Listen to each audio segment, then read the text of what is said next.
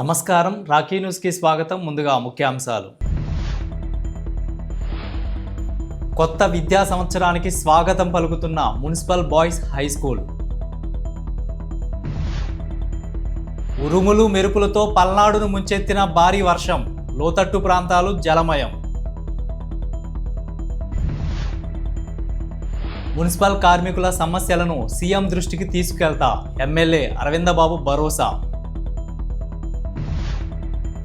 నరసరావుపేటలో బాలకృష్ణ జన్మదిన వేడుకలు, పాల్గొన్న టీడీపీ జిల్లా ప్రధాన కార్యదర్శి నల్లపాటి రాము.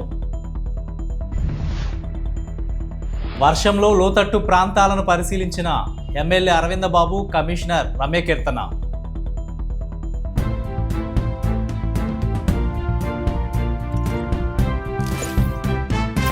పల్నాడు జిల్లా వ్యాప్తంగా గురువారం తెల్లవారుజాము నుంచి పలుచోట్ల ఉరుములు మెరుపులతో కూడిన భారీ వర్షం కురిసింది. ఒక్కసారిగా వాతావరణం మారిపోవడంతో ఆకాశం మేఘామృతమై పలుచోట్ల గంటల పాటు వర్షం కురిసింది. నరసరావుపేట తదితర ప్రాంతాల్లో వర్షం ప్రభావం ఎక్కువగా కనిపించింది. ఉరుములు మెరుపుల కారణంగా ప్రజలు అప్రమత్తంగా ఉండగా కొన్ని ప్రాంతాలలో విద్యుత్ సరఫరాకు అంతరాయం ఏర్పడింది. ఇటీవల నెలకొన్న ఉక్కపోత ఎండల నుంచి ప్రజలకు ఉపశమనం లభించినప్పటికీ రైతులు మాత్రం పొలాల్లో నీరు నిలిచిపోవడంతో ఆందోళన వ్యక్తం చేస్తున్నారు. వాతావరణ శాఖ సూచనల మేరకు ప్రజలు ఉరుములు మెరుపుల సమయంలో చెట్ల కింద నిలబడకుండా సురక్షిత ప్రాంతాల్లో ఉండాలని అధికారులు సూచించారు. పల్నాడు జిల్లా నరసరావుపేట రావిపాడు రోడ్డులో ఎంపీ లావు శ్రీకృష్ణదేవరాయలు టీం మరియు నల్లపాటి యువసేన ఆధ్వర్యంలో cine hero MLA Nandamuri Balakrishna జన్మదిన వేడుకలను ఘనంగా నిర్వహించారు. ఈ కార్యక్రమానికి ముఖ్య అతిథిగా పల్నాడు జిల్లా Telugu Desam party general secretary Nallapati Ramu హాజరయ్యారు. అభిమానుల సమక్షంలో కేక్ కట్ చేసి బాలకృష్ణకు జన్మదిన శుభాకాంక్షలు తెలిపారు. ఈ సందర్భంగా నాయకులు, కార్యకర్తలు మరియు అభిమానులు పెద్ద సంఖ్యలో పాల్గొని బాలకృష్ణకు జన్మదిన శుభాకాంక్షలు తెలియజేశారు.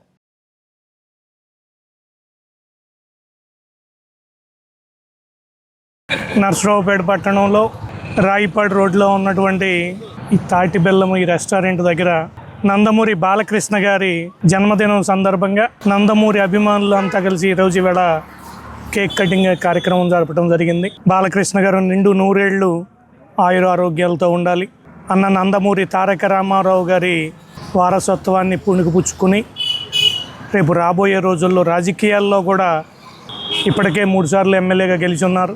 రాబోయే రోజుల్లో ఇంకా ఉన్నతమైనటువంటి పదవులు అధిరోహించాలని కోరుకుంటూ, అలాగనే సినీ ఫీల్డ్లో కూడా గత 35-40 సంవత్సరాల నుంచి తనకంటూ ఒక చరిత్రను రాసుకున్నటువంటి పరిస్థితి. ఒకానొక టైంలో నిప్పురవ్వ, బంగారు బుల్లోడు ఒకే రోజు రిలీజ్ అయినటువంటి కార్యక్రమం, రెండూ కూడా ఆ రోజు సూపర్ హిట్ అయినటువంటి పరిస్థితి. అలాగనే అప్పటి నుంచి ఇప్పటి వరకు కూడా 62 ఏళ్ళు 63 ఏళ్ళు వచ్చినప్పటికీ కూడా ఇంకా కుర్ర హీరోలకి తగ్గనకుండా బ్రహ్మాండమైనటువంటిది కంటిన్యూస్గా అన్ని హిట్లు ఇచ్చుకొచ్చుకుంటూ వస్తున్నటువంటి పరిస్థితి. ఇవాళ రాయలసీమగా చూసినట్టయితే పార్టీలకు అతీతంగా నందమూరి బాలకృష్ణ గారికి అభిమానులు ఉన్నారు. అన్ని పార్టీల్లో వైసీపీలో ఉన్నవాళ్ళు కూడా చాలామంది బాలకృష్ణ గారికి మంచి అభిమానులు.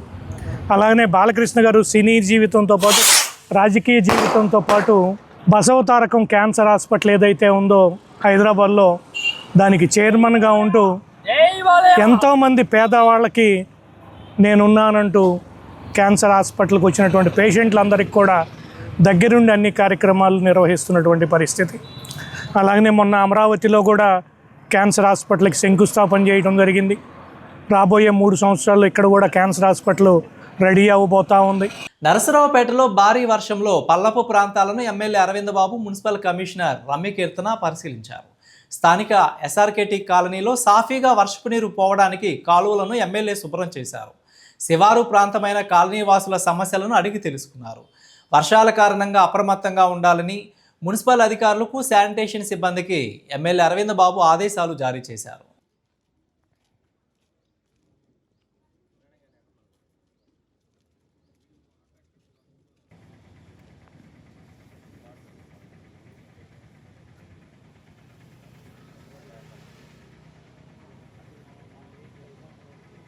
నరసరావుపేటలోని చంద్ర ఫర్టిలైజర్స్ నందు యూరియా మరియు డిఏపి అమ్మకాల పద్ధతిని పల్నాడు జిల్లా కలెక్టర్ కృతికా శుక్లా మరియు జిల్లా వ్యవసాయ అధికారి ఎం జగ్గారావు ఏపీఏఐఎంఎస్ పోర్టల్ నందు పరిశీలించారు.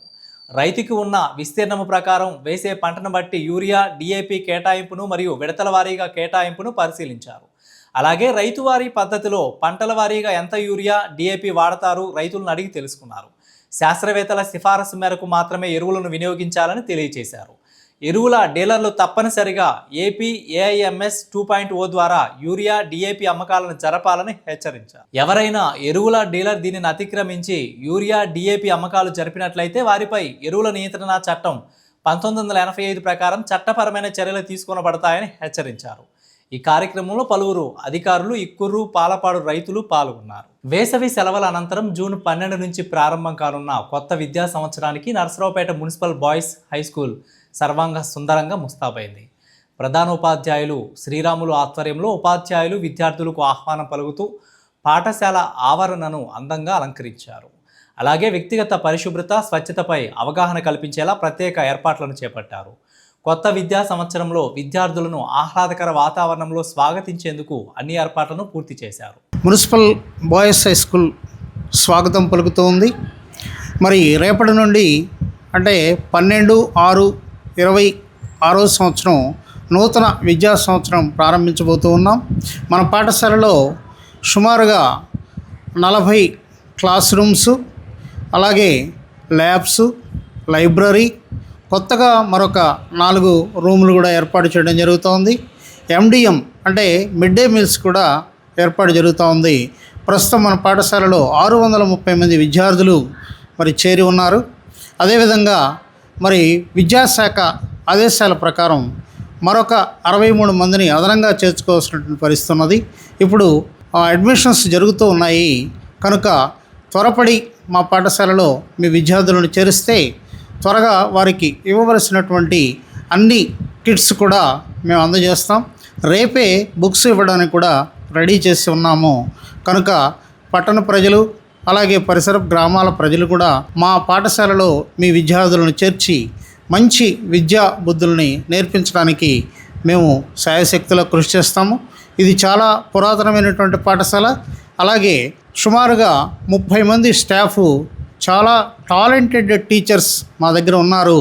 మంచి రిజల్ట్ని తీసుకురావడానికి ప్రయత్నం చేస్తూ ఉన్నాము కనుక మా పాఠశాలలో మీ విద్యార్థులందరినీ చేర్చడానికి ముందుకు రావాల్సిందిగా పాఠశాల ప్రధానోపాధ్యాయుడిగా నేను కోరుకుంటూ ఉన్నాను. మాచర్ల వైసీపీ నేత తురకా కిషోర్పై పోలీసులు కేసు నమోదు చేశారు. నకిలీ ఇళ్ల పట్టాలతో మోసం చేసిన ఘటనలో బాధితుల ఫిర్యాదు మేరకు మాచర్ల పోలీస్ స్టేషన్లో కేసు నమోదు చేశారు. 4.5 లక్షలు తీసుకొని నకిలీ పట్టా ఇచ్చారని ఎమ్మెల్యే బ్రహ్మానందరెడ్డికి విజయాబాయి, శ్రీను నాయక్ ఫిర్యాదు చేసిన నేపథ్యంలో విచారించి చర్యలు తీసుకోవాలని రెవెన్యూ సిబ్బంది పోలీసులను ఎమ్మెల్యే జూలకంటి బ్రహ్మారెడ్డి ఆదేశించారు. విచారణలో మోసం చేసినట్లు తేలడంతో తురకా కిషోర్, చల్లా శివ మీద కేసు నమోదు చేశారు. పల్నాడు జిల్లా కేంద్రంగా ఉన్న నరసరావుపేట రైల్వే స్టేషన్లో ప్రయాణికులకు మెరుగైన వసతులు కల్పించాలని ప్రజలు కోరుతున్నారు. ముఖ్యంగా 2వ ప్లాట్ఫామ్పై ప్రయాణికుల కోసం త్రాగునీటి సదుపాయం, మరుగుదొడ్లు ఏర్పాటు చేయాలని విజ్ఞప్తి చేశారు.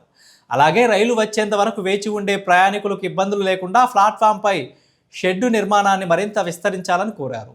రోజురోజుకు ప్రయాణికుల రద్దీ పెరుగుతున్న నేపథ్యంలో నరసరావుపేట రైల్వే స్టేషన్ను మరిన్ని ఆధునిక సౌకర్యాలతో అభివృద్ధి చేయాల్సిన అవసరం ఉందని ప్రజలు అభిప్రాయపడుతున్నారు. ఈ విషయంపై డివిజనల్ రైల్వే వినియోగదారుల సలహా సంఘం సభ్యులు వర్మ సాంబశివరావును సంప్రదించగా ప్రయాణికులు ఎదుర్కొంటున్న సమస్యలను ఉన్నతాధికారుల దృష్టికి తీసుకెళ్లి నివేదిక అందజేస్తామని తెలిపారు. సమస్యల పరిష్కారానికి కృషి చేస్తామని ఆయన హామీ ఇచ్చారు.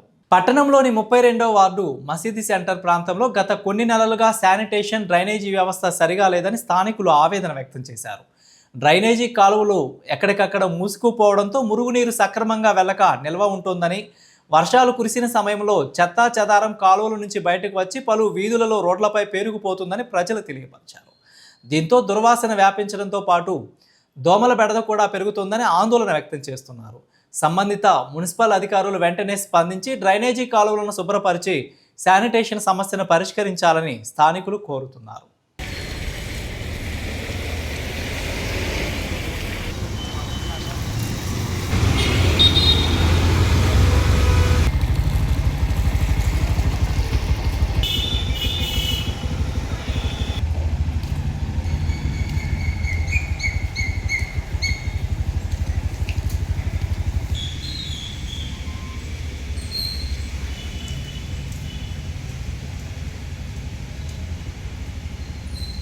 32వ వార్డు మసీదు పక్కన బరంపేట.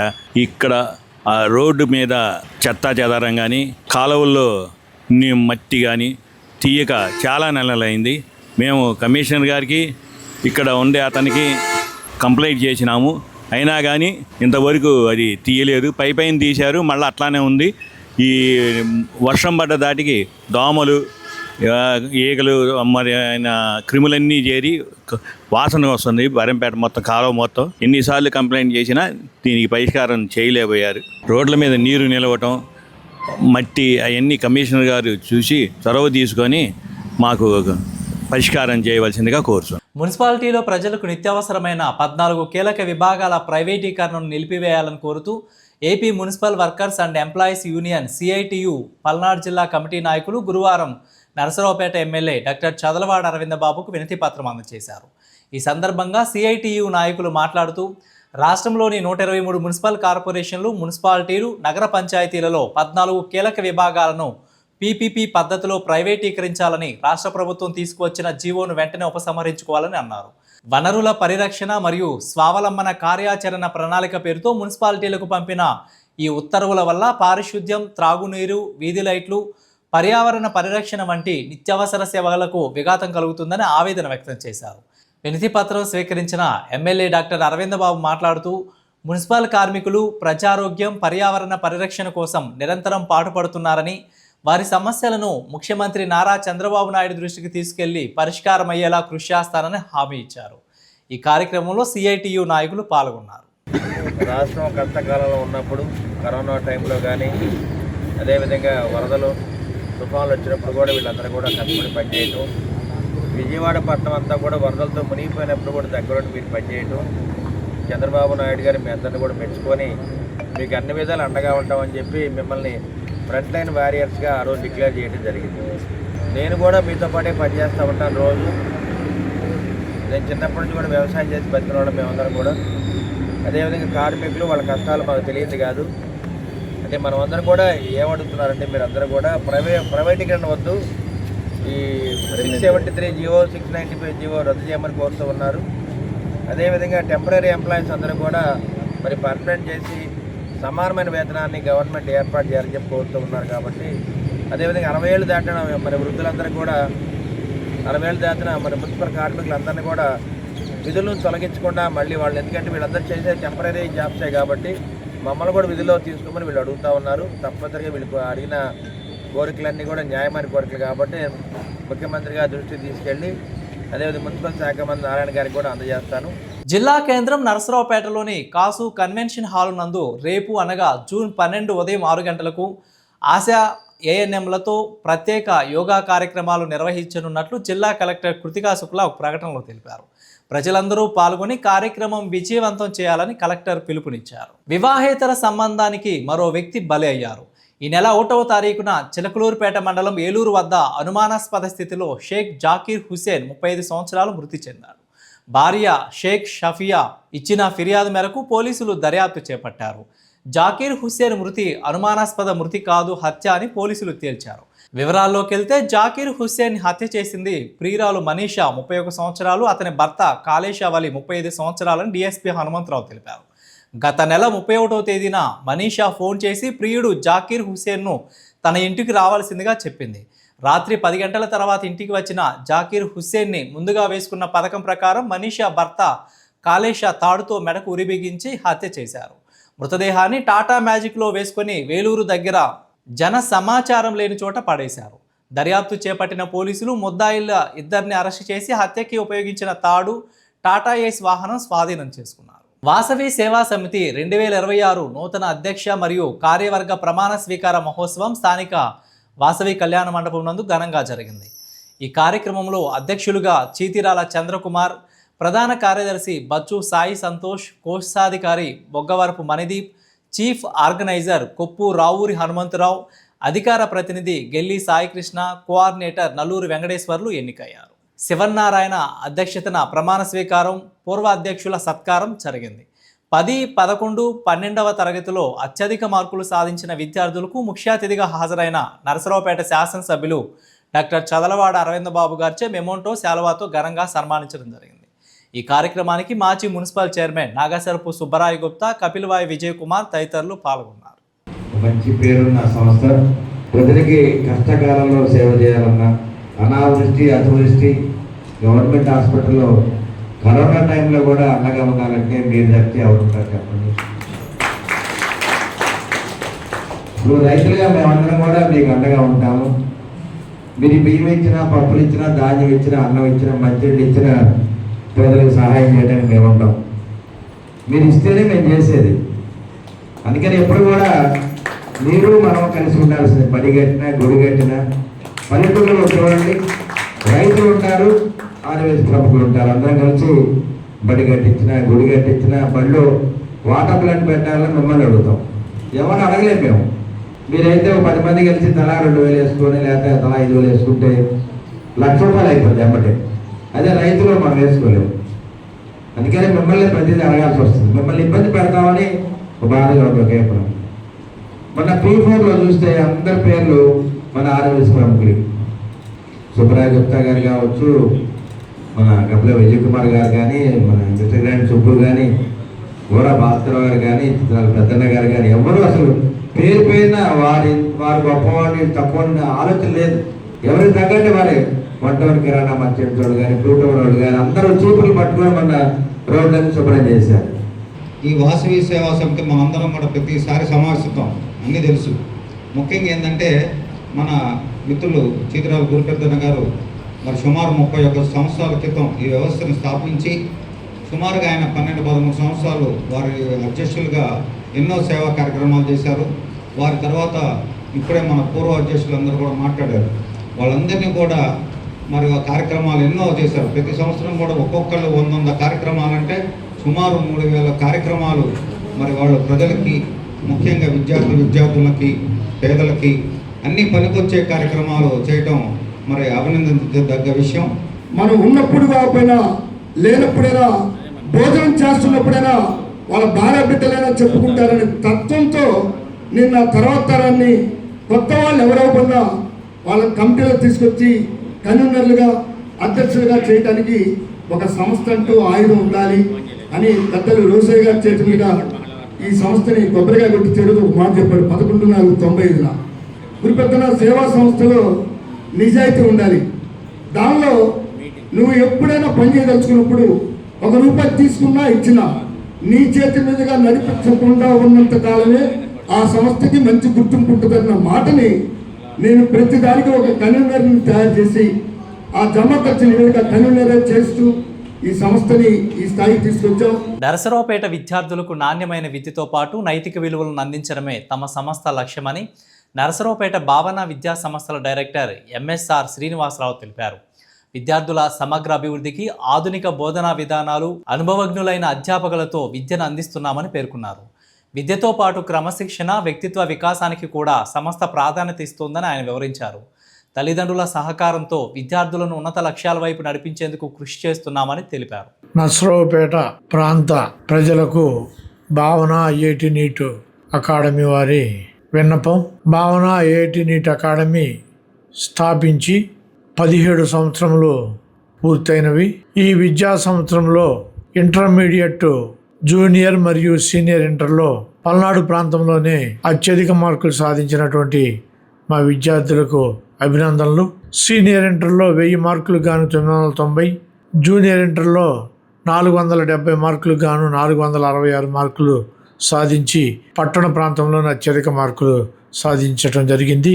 అదేవిధంగా జేఈ మెయిన్స్లో 336 ర్యాంకు, అదేవిధంగా జేఈ అడ్వాన్స్డ్లో అత్యుత్తమ ర్యాంకు 2000 ర్యాంకు సాధించినటువంటి మా విద్యార్థులకు ప్రత్యేకమైనటువంటి అభినందనలు. భావన ఐఐటి నీట్ అకాడమీలో 10వ తరగతిలో 580 మార్కులు దాటి వచ్చిన వారికి ఉచిత విద్య మరియు హాస్టల్ వసతి కల్పించి చదువు చెప్పడం జరుగుతుంది. కాబట్టి ఈ ప్రాంతంలో ఉన్నటువంటి పేద, మధ్యతరగతి, మెరిట్ విద్యార్థులు ఈ చక్కని అవకాశాన్ని ఉపయోగించుకోవాల్సిందిగా కోరుచున్నాను.